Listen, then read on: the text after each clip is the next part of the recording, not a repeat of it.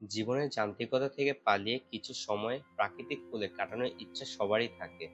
আর এমন একটি জায়গা হলো টাঙ্গুয়া হাওর। সুনামগঞ্জ জেলার এক স্বপ্নের জলভূমি, যেখানে আকাশ আর পানি মিলে এক হয়ে যায়। এখানে আসার পথটা দীর্ঘ, গন্তব্যটা ঠিক ততটাই প্রশান্তি। চোখের সামনে শুধু পানি আর পানি, দূরে দূরে গাছ, মাঝে মধ্যে পাখির ডানা ঝাপটানোর শব্দ, শান্ত নিঃশব্দ অথচ কত বলার মতো গল্প এই হাওরে। এই হাওরের পানি শুধু ঠান্ডা না, এটা মনের এক ধরনের প্রশান্তি দেয়, যেন আপনি নিজের ভেতরে ডুব দিচ্ছেন, সব ক্লান্তি ধুয়ে যাচ্ছে।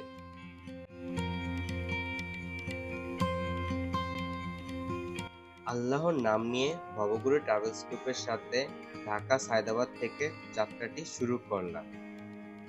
আমাদের গন্তব্যটা হলো গাজীপুর চৌরাস্তা হয়ে ময়মনসিংহ দিয়ে নেত্রকোনা কলমাকান্দা পৌঁছানো। আমরা রাত 12টায় কলমাকান্দার উদ্দেশ্যে রওনা হলাম। রাস্তা ফাঁকা ছিল বলে আমরা খুব অল্প সময় ভোরে কলমাকান্দা বাজারে চলে আসলাম। বাস থেকে নেমে এত সুন্দর মনোমুগ্ধকর দৃশ্য আমি দেখতে পাবো তা কখনো কল্পনাই করিনি।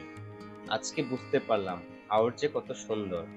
হাওরের মনোরম দৃশ্য দেখতে দেখতে শুনি আমাদের আজকের সারাদিনের হাওরে ঘোরার বোট এসে পড়েছে। আমরা সকলে বুটে উঠি ওয়াচ টাওয়ারের উদ্দেশ্যে। ওয়াচ টাওয়ারে যেতে হলে 2 ঘন্টা বুটে জার্নি করতে হবে। সকালের নাস্তা আমরা বুটেই করব। একটা ঘাটে আসলে আমাদের সকালের নাস্তাটা দিয়ে যায়, কিন্তু ওই ঘাটের নাম আমার জানা ছিল না। নাস্তা শেষ করলে আমরা সবাই যার যার মতে হাওরের মনোরম দৃশ্য দেখতে থাকি। এই হাওরটি সুনামগঞ্জ জেলার তাহিরপুর ও ধর্মপাশা উপজেলার সীমান্তবর্তী এলাকায় অবস্থিত। বাংলাদেশের এক প্রাকৃতিক রত্ন টাঙ্গুয়া হাওর। এই হাওরের ইতিহাস অনেক পুরনো। এটি মূলত একটি প্রাকৃতিক বন্যায় নিয়ন্ত্রিত হাওর, যা হাজার হাজার বছর ধরে গঠিত হয়েছে। এই হাওরকে মাছে ভরা হাওর বলা হয়। প্রাচীনকাল থেকে এই হাওরের মাছ স্থানীয় এবং বাইরের বাজারে ব্যাপকভাবে সরবরাহ করা হতো। 1999 সালে বাংলাদেশ সরকার টাঙ্গুয়া হাওরকে ঘোষণা করে রামসার সাইট বা আন্তর্জাতিকভাবে গুরুত্বপূর্ণ জলাভূমি হিসেবে। এটি বাংলাদেশের দ্বিতীয় রামসার সাইট। এর অর্থ শুধু বাংলাদেশের জন্য নয়, বিশ্বের পরিবেশের জন্য গুরুত্বপূর্ণ। বর্তমানে টাঙ্গুয়া হাওর শুধু প্রাকৃতিক জলাধার নয়, এটি একটি পর্যটন কেন্দ্র। ওয়াচ টাওয়ারে এসে নেমে পড়লাম পানিতে। মনের মধ্যে কি যে আনন্দ লাগছে!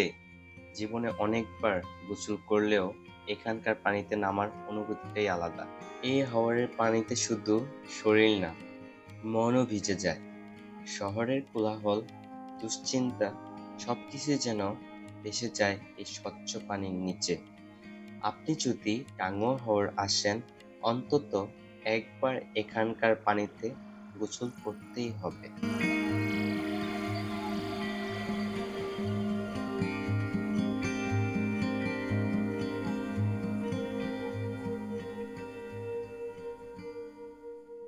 গোসল শেষ করে বুটে উঠে পড়লাম, কিন্তু গরমের কারণে বুটে থাকাটা অসম্ভব হয়ে পড়েছে।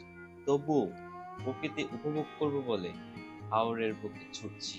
আমরা সবাই টেকের ঘাট নেমে চলে গেছি দুপুরের খাবার খেতে। গরমের কারণে দুপুরের খাবারের ভিডিও করতে পারি নাই। দুপুরের খাবার শেষ করে আমরা সবাই যার যার মধ্যে লাকমাছড়া ও নীলাদ্রি লেক 50 টাকা বাইক ভাড়া করে ছুটে চলেছি প্রকৃতি উপভোগ করব বলে। নীলাদ্রি লেক টেকের ঘাটের সাথে লাকমাছড়া একটু দূরত্ব অবস্থিত। লাকমাছড়া হাওরের একদম সীমান্তর দিকে একটি গ্রাম, চারপাশে পাহাড় আর সামনে শুধু বিস্তীর্ণ পানি। এই জায়গাটা বাংলাদেশের একেবারে উত্তর পূর্ব কোণায় সীমান্ত ঘেঁষা এলাকায়। এখানের পানি, পাহাড় আর আকাশ যেন একসাথে মিশে গেছে। একদিকে মেঘালয় পাহাড়ের দৃশ্য, আরেকদিকে গ্রামীণ মানুষের সহজ সরল জীবন। লাকমাছড়া শুধু ঘুরে দেখার জায়গা না, এটা অনুভব করার জায়গা। এখানে এসে আপনি প্রকৃতির সঙ্গে একান্ত হতে পারবেন। এখন আমরা লাকমাছড়া ছেড়ে নীলাদ্রি লেক দেখে চলে যাব। আর বাকি স্পট জাদুকাটা নদী, বারিক টিলা এগুলো দেখতে যাব না। প্রচুর গরমের কারণে সবাই ক্লান্ত হয়ে পড়েছে। হাওড়ে আসতে হলে ঠান্ডা আবহাওয়ার দিনে আসতে হবে। পরবর্তীতে আবার আসবো হাওড়ে, তখন সব ঘুরে যাব। ধন্যবাদ ববঘুরে ট্রাভেলস গ্রুপকে এত সুন্দর ভ্রমণ গাইড করার জন্য।